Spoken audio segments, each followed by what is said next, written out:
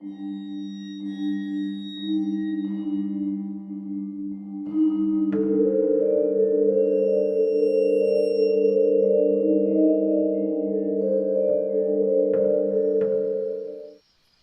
කතාවට අවුරුදු 40ක විතර වයසක් ඇති. ඒ කියන්නේ මේ සිද්ධියට මම මුහුණ දෙන්නේ 70 දශකයේ අගාරීදි විතරයි. මට දැන් අවුරුදු 75ක් වෙනවා. පේරාදෙණිය විශ්වවිද්‍යාලයෙන් වෛද්‍යවරයෙක් විදිහට මම පුහුණුව අවසන් කරලා ආහා පුරා කියලා වැඩ පටන් ගන්නේ කලවාන ග්‍රාමීය රෝහලකින්. ඒ දවස්වල කලවාන කියන්නේ මහ ලොකුවට මිනිස්සු ජීවත් නොවුණු හරිම පාළු පළාතක්.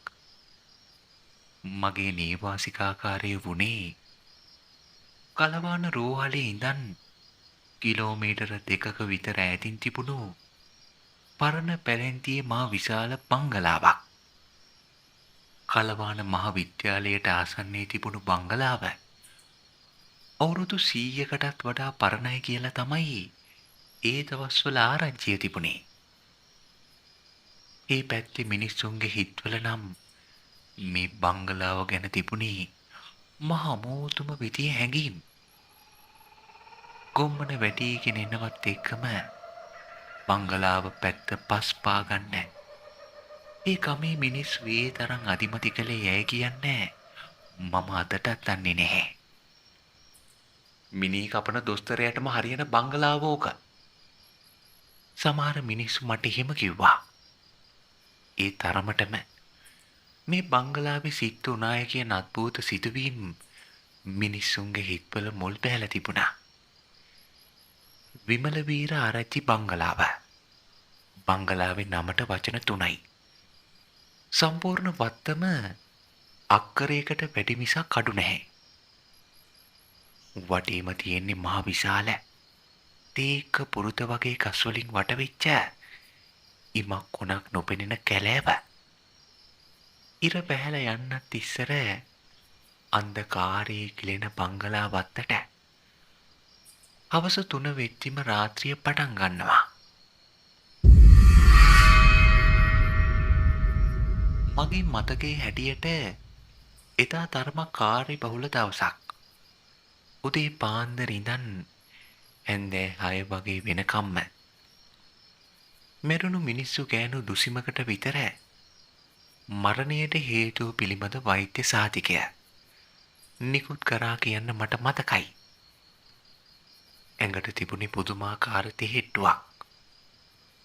උරපත් සහ දණහිස් කැක්කුම හතෝරක් නැතුව මට වද දුන්නා. එදාම හවස 6:30ට විතර මැරිච්ච ගෑනු කෙනෙක්ගේ පොඩි එකක් රෝහලට ගෙනාවා.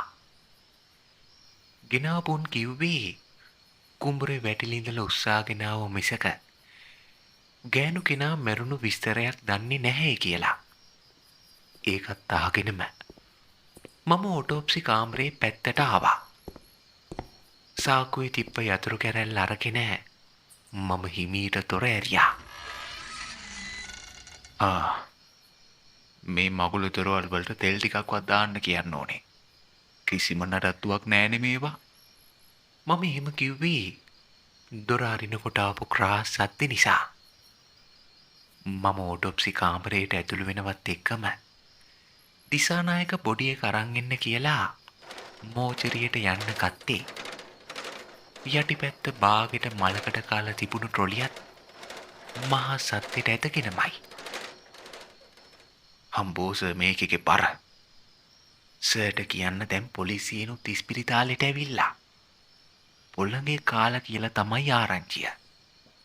මිනිත්තු කීපයකට පස්සේ පොඩියත් එක්කම ආපු දිසානායක තරමක වේගයෙන් ට්‍රොලිය පෝසිලෙන් මේසියට තද කරන ගමන් එහෙම කිව්වා. දිසානායක මේ නෝනගේ වයස කීයද කිව්වේ? මේ 28යි සර්. තාම බැඳලවත් නෑ කියලා තමයි ආරංචි. සර් මේ මරණ පරීක්ෂණය දැම්ම කරනවද? ලොකු සර් තව පැයක් වගේ යනකොට එනවා කිව්වා. ඔන්න ඔය කළා දාමු දිසානායක. මේක ඉවර කරලා සහතික එළියල ඉක්මනට පොඩි මෝචරියට බාර දෙමු. දිසානායක ඔන්න ඔබ ඉක්මනට දාගන්නවා. ළඟ හිටපු දිසානායකට එහෙම කියන ගමන් මම්මගේ තෑතට ග්ලව්ස් දාගත්තා. නෝනාව මේසෙට මාරු කරලා ඇඳුම් ටික අයින් කරන්න දිසානායක. අපි බලමු පොලිසියේ මහත්තුරු හරිද කියලා. දිසානායක බොඩි එක මේසෙට දැම්මා. මේසි ඉලක්ක කරලා ඊට උඩින් බොහොම සැරේට තියෙන සුදු විදුලි පාන්වල එළිය ඇගේ ඇඟ මතට වැටිලා තිලිසෙනවා. හරිම තරුණ පෑපත් ශරීරයක්. ඒත් ඒ වෙනකොටත් ඉති මෙන්න කුණු වෙන්න පටන් අරන් තිබුණු ශරීරේ අතපය එහාට මෙහාට කරන්න බැරි තරමට බොහොම තද ගතියක් තිබුණා. ඒ වෙලාවේ මගේ ඇස් ගියේ ඇගේ වම් කකුල දිහාවට. කකුල කළු වෙලා එතන පොඩාවට නමුත් තරමක ගැඹුරු විදියට හැම ඇතුළට හැරිච්ච කළු පාට සිදුරු දෙකක් පේන්න තියෙනවා. මම එතන සලකුණු කළා. හරි, දැන් පටන් ගමු. කුඩා ශල්‍ය පිහියක් අතරගත්තු මම සුදු මෙලි වෙලා තිබුණු එකේ පෙල්ල පපුවේ තියා විඳලා යටි බඩට වෙනකන් ගැඹුරු කැපුමක් දැම්මා. ඒත් එක්කම බඩ පපුව පසාරු කරගෙන ආපු ලේවල තිබ්බේ තරමක කනකමක්. නමුත් උරස් කුහරේ දෙපසින් අල්ලලා ටකස් සර්ටිකුත් එක්ක ඒව විවෘත කරාම ඒත් එක්කම ආපු ලේවල තිබ්බේ තද කළු ගතියක්. ඒ වගේම හරීම තුනී. කිසිම කැටි කැසීමක් නැහැ. මට ඒ වෙලාවේ ඇගේ පපුව දිහාව පෙනුනේ කළු පාට පිරුණු සූපයක් විදියට. මෙහෙම උනේ ඇඟට තරහා ගන්න බැරි විසින්දා. මම එහෙම කිව්වේ දිසානායක දිහා බලලා. නැවතත් මගේ ඇස් ගියේ ඇගේ වම් කකුල දිහාවට. පෝසිලේන් මේසේ එහා පැත්තේ තිබුණු වානි ට්‍රේ එකෙන් තරමක කුඩා පීයක් අතරගත්තු මම කළු පාටට වැදිලා තියෙන සිදුර වටේට සම හිමීට කපන්න ගත්තා. මිලිමීටර 5ක වගේ පෙත්තක් කපලා ඉවර කරනකොට අස්තියත් එක්කම පෑදුණු මස්වල තිබ්බේ තද රතු කළු පාටක්. ඒ කියන්නේ සර්පයා දෂ්ට කරන්න ඉස්සෙල්ලා මේ නෝනා පණ පිටින් ඉඳලා තියනවා කියන එක. ආපස්සට උදර කුවරේ හැම අවයවයක්ම සීරුවට කපල කරලා සෝදිසි කරාම ඇය අවසාන මොහොතේ කාපු කෑම ටික ටික එළියට ආවා. අන්නාසි. ඔය කැලේ කරක් ගහනකොට කොහේ හරි දැකපු අන්නාසි ගැටයක් කන්ට ඇති. ගමේ ගැටිසියෝ ඉතින් ඔහොමනේ. ගහ කැඹුලක් දැක්කත් ඇති උන්ට. ඔහොමම ගිහින් අවසානි මං ආවේ ඇයගේ දරු බොක්ක දිහාවට. අපරාධනේ නෝනා ජීවිතේ දරුවෝ කී දෙනෙක්ට මේක ඇතුලේ ජීවිතේ දෙන්න තිබ්බද? කුඹුරු ගානේ අඬකොට ටිකක් පරිස්සම් වෙන්න එපෑය. මොනා කරන්නද? මං පීතුර අල්ලලා ඇගේ කරපාශයේ පුරාවට පැලුම් කීපයක් දැම්මා. දිසානායක මං එක පාරටම දැක්ක දෙයට පුදුම වුණා. ඒ වෙද්දිත් මං ගාව හිටපු දිසානායකගේ මොනේ ලියවිලා තිබුණේ ඇයි මහත්තයා මොකක්ද ප්‍රශ්නේ කියන එක. දිසානායක මේ කෙල්ල බැඳලා නැහැ කිව්ව නේද? එහෙනම් කොහොමද මෙතන කලලයක්? ඒක කිව්වේ හැටියේ දිසානායකස් නලලට ගත්තා. මං මේ මස් වැටෙල්ලේ කාල නිර්ණය කරන්න පටන් ගත්තා. ඒකේ තික පළලේ හැටියට කෙල්ලගේ තරු කැපට හරියටම සති 5ක් පහු වෙලා. හරි. මේ කල්ලට අපේක ඉන්නවා නම් ඒ මහත්යයි කෙල්ලගේ දෙමව්පියෝයි මේ කාරණේ දැනගත්තාම හොඳටම ඇති. නේද දිසානායක? හැබැයි බැරි වෙලාවත් මේ කලලේ අයිතිකාරයෙක් නැතේමයි කියමුකෝ. එහෙමත් නැත්තම් ඒක මේ කෙල්ලව මගාරිනව වෙන්න පුළුවන්. තමුසෙට මතකද? මෙයා මැරෙන්න ටික වෙලාවකට කලින් කාපුදී අන්නාසික ඇට. ඒකේ මොකක් හරි ප්‍රශ්නයක් තියෙනවා කියලා තමුසෙට හිතෙන්නේ නැද්ද? ගමේ ගොඩේ ගෑනු අන්නාසික ඇට හොයන්නේ. වැඩ වැරදුනාම කියනෝනේ. ඒත් සමහර වෙලාවට මේ නෝනට අපු දොළදුක්කායට සමහර විට ඕවා කෑව වෙන්නත් පුළුවන්. කොහොම වුණත් මේ කාරණේ මේ කෙල්ලගේ දෙමව්පියන්ගේ කනට විතරක් ගියාම ඇති. පවුල උදවිය එකතු වෙලා එකට ගන්න ඕන තීරණ ගනි. හැබැයි දිසානායක අප්පෙක් කියලා වගකීමක් බාරගන්න එකේ හොයාගන්න නැති වුණොත් මේ කෙල්ල පොළඟ කාලා මැරිච්ච එකම තමා හොඳ. ඒක මෙයාටත් මේ නෝනගේ දෙමව්පියන්ටක් සැනසීමක් නැද්ද මං කියන්නේ. මං කියන හැම දෙයකටම ඒ කියලා ඔළුව වනනෝ මිසක් දිසානායක ඒවට උත්තර පඳින්නේ නැහැ. දැන් මේ වැඩ ඉවරයක් කළා දාමු. එහෙනම් නෝනේ ඔබතුමියගේ මරණයට හේතුව පොළඟෙක් දෂ්ට කරලා කියලා තමයි ලියන්න වෙන්නේ. හරි. දිසානායක මම මේ සහතිකේ වැඩ ටික ඉවර කරනකම් මේ නෝනාව මහල් ඉවරයක් කරන්න ඉක්මනට. ලේ තැවරිච්ච ග්ලව්ස් කලවල ඉවත් කරපු මම ඕටොප්සි කාමරයේ කෙළවරේ ඇති මේසිය දිහාට ගිහින් ඒ නෝනට අදාළ සහතිකේ සම්පූර්ණ කරන්න ගත්තා. රදාගේ කුමුදුනී කුසුමාවතී.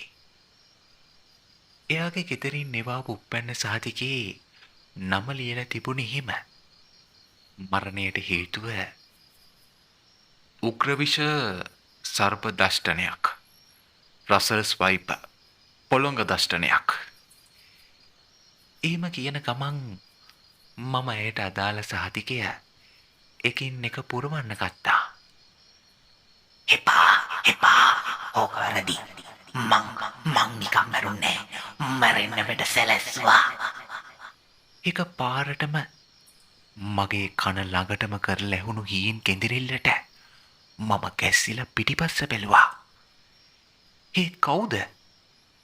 මට පේන්නේ බොහොම සීරුවට මැරිච්ච නෝනාව මහනෑ දිසානායක විතරයි. මහන්සියට මගේ ඔළුවත් විකාර වෙලාද කොහෙද? මම එහෙම හිතුවා. සාතිකය පුරවල ඉවර කරපු මම ආපහු ආවේ දිසානායක ගාවට. දිසානායක එහෙනම් ඔය වැඩේ ඉවරයක් කරලා බොඩිය මෝචරියට යවන්න. මේ නෝනාගේ සහතිකයේ ආන් අර මේසි උඩ. දිසානායක ඔය ටික ඉවර කරලා සහතිකයේ පරිපාලනයට දුන්නම වැඩේ සම්පූර්ණයෙන්ම ඉවරයි. අර කලලි විස්තරයේ එක්ක මේ නෝනාගේ විශේෂ වාර්තාවක් පරිපාලනයට යවන්නම ඕනේ. ඒක හෙට උදේට පිළිවෙලක් කරමු. මං එහෙනම් ගෙදර යනවා. මෙන්න කාමරය යතුරු.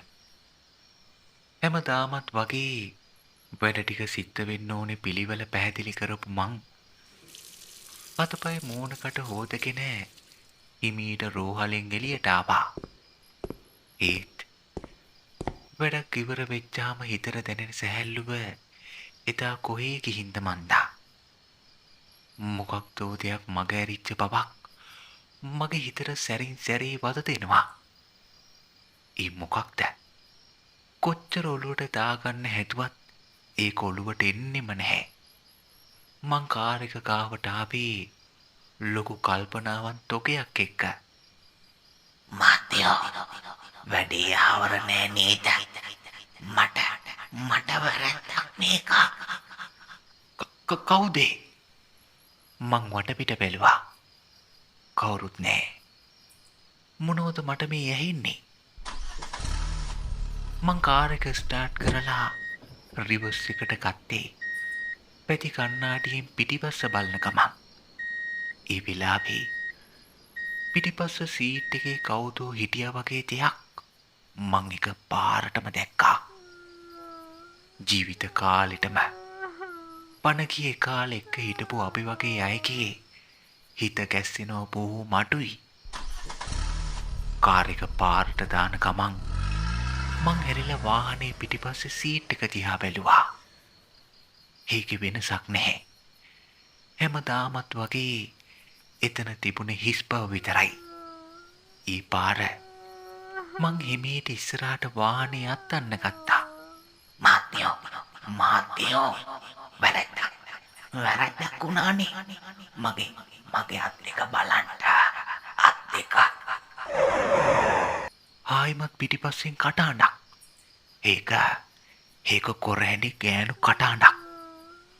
මං කන්නාඩියෙන් බලපු පාර පිටිපස්ස සීට් එකේ ගෑණියෙක් හිටියා. මං එක පාරටම බ්‍රේක් කරේ. එහෙම මායාවල් ජීවිතයට දැකලා නැති හන්දා. කන්නාඩි කුට්ට මතට අරන් ඇඳන් හිටි ෂර්ට් එකේ කොනකින් මතුල්ලලා ආයිමත් දාගත්ත මං පිටිපස්ස බැලුවා. කෝ දැම්මට පෙනිච්ච ගෑණි කොහෙද? මොකක්ද මේ? අච්චර පාළු බංගලාවක මෙතුවක් කල් කිසිම කලබලයක් නැතුව හිටි මගේ හිත කවදාවත් නැති විදියට කලබල වෙලා. ඒ පාර තමයි ආයිමත් ඕටොප්සි කාමරේ පැත්තට මගේ කාර් එක හැරුණේ.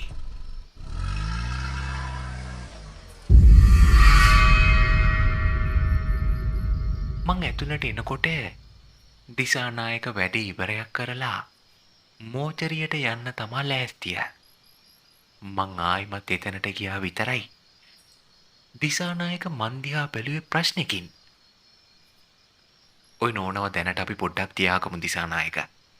මට මග ඇරිච්ච දෙයක් තියෙනවා. ගන්නවකෝ බලන්න ඔය ග්ලව්ස් දෙකක්. මං ආයිමත් ඇය වහලා තිබ්බ සුදුරෙත් අයිනකට කරා. ඒ අත්වල ඇඟිලි බොහොම තදේට මිට මෙලවිලයි තිබ්බේ. මැරිලා පෑ ගානක් නිසා මම අඬු වරන් කෙල්ලගේ දකුණු අත පැත්තට ලං වුණා. උඩම තිබ්බ මහපට ඇඟිල්ලේ ඉඳන් ඇඟිලි ටික කැඩිලා දිග ඇරිච්ච ඇහිච්ච ටකස් සද්ද ඇරෙන්න. ඕටොප්සි කාමරේ කිසිම සද්දයක් තිබුණේ නැහැ. හිතුවා හරි දිසානායක ගන්න වෙක්මන්ට බෑග් දෙක තුනක්. කෙල්ලගේ මෙලවිච්ච ඇඟිලි ඇස්සේ කෙස් කොට. බොහොම පරිස්සමට අහුලපු කෙස් කොට එකක් නෑර බෑග් එකට අහුරුපු මං ඊට පස්සේ ලංගුණේ කෙල්ලගේ වම්මත දිහාවට.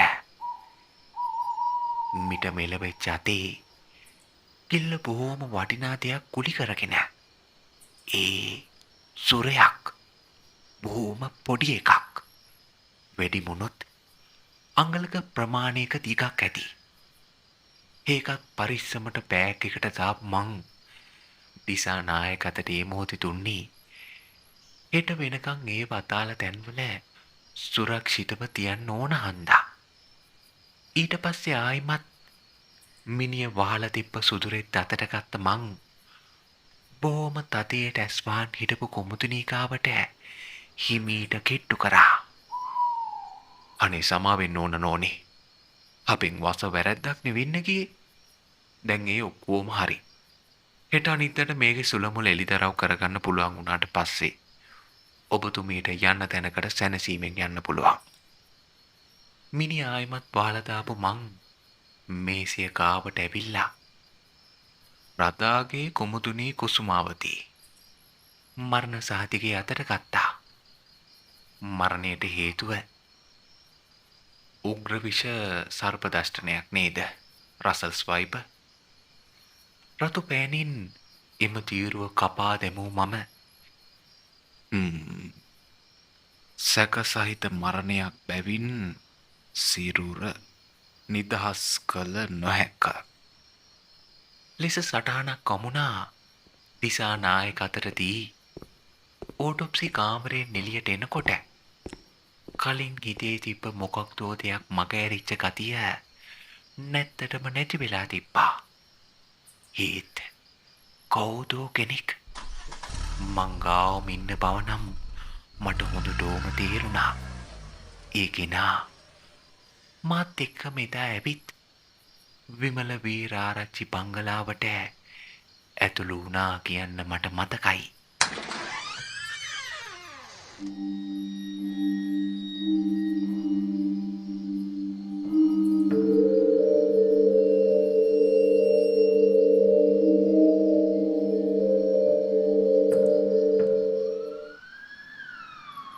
පවුවෙන්ද කලවානට එළිය වුණේ පොලිස් වාහනවල සයිරන් සද්දෙත් එක්ක.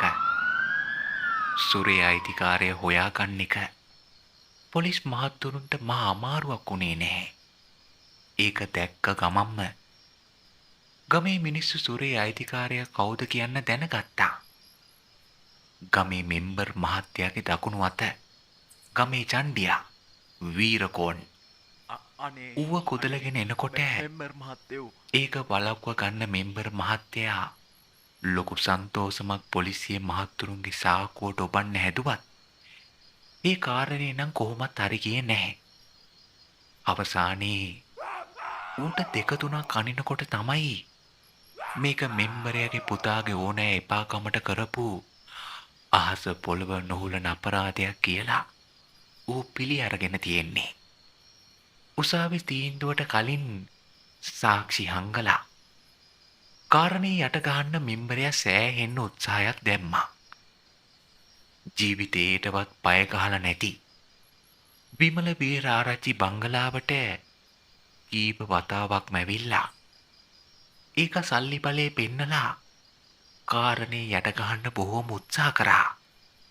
මෙතුවක් කාලයක් මේ ලෝකෙන් ගියේ උන්ගේ අතවත් අතට අරන් ඒවයි තිබ්බ සංවේදනයන් දැක්ක මට සල්ලි වලට ඒ වටිනාකම් බාල්දු කරන්න කොහෙත්ම හිත දුන්නේ නැහැ.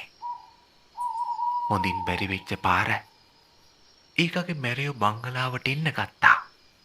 ඒත් උන්ට බැරි වුණා මගේ කෙස් ගහකටවත් අත තියන්න. මොකක්ද නොපෙනෙන දෙයක් උන් එන කාරණේ වළක්වන බව නම් මට හොඳටම තේරුණා. ආවටත් වඩා වැඩි වේගකින් උන් බංගලා වත්තෙන් පිට වෙලා ගියේ බොහොම කලබලෙන් ගෙනාපු ආයුධත් සේරම අමතක කරලා. ඉතින් මාස දෙකක් විතර ඇදිච්ච නඩු අවසන් වුණේ මෙම්බරයාගේ පුතාගේ පාපොච්චාරණෙත් එක්ක. කුමුතුණීගේ බඩේ හිටි කලලේ අයිතිකාරය තමා කියලා ඒක එදා නීති ඉස්සරහා පිළිගත්තා. ඒත් ඒක කුමුතුණී ඉස්සරහා පිළිගන්න බැරි තරම් මේකගේ මනුස්සකමක් නොතිබ්බ පාර තමයි කෙල්ලන්නාසි කැට කාලා තියෙන්නේ. ඒකත් සාර්ථක වෙච්ච නැති පාර. ඒකෙව කසාද බඳින්න කියලා බල කරද්දි තමයි උන් මේ අපරාධ කෙල්ලට කරලා තියෙන්නේ. පීරකෝ නුස්සන්නාපු කුමුදුනීගේ ඇඟට විසකුරු පොළඟෙක් දාපු තමන් ඒ ගෑණි මැරෙන්න පණ අදිනකම් බලන් ඉඳලා එතනින් යන්න ගියා කියලා ඌ අවසානයේ උසාවියේදී පිළිගත්තා. සියලු සාක්ෂි විමසා අවසානයේදී නඩුකාරතුමා තීන්දුව ලබා දුන්නා.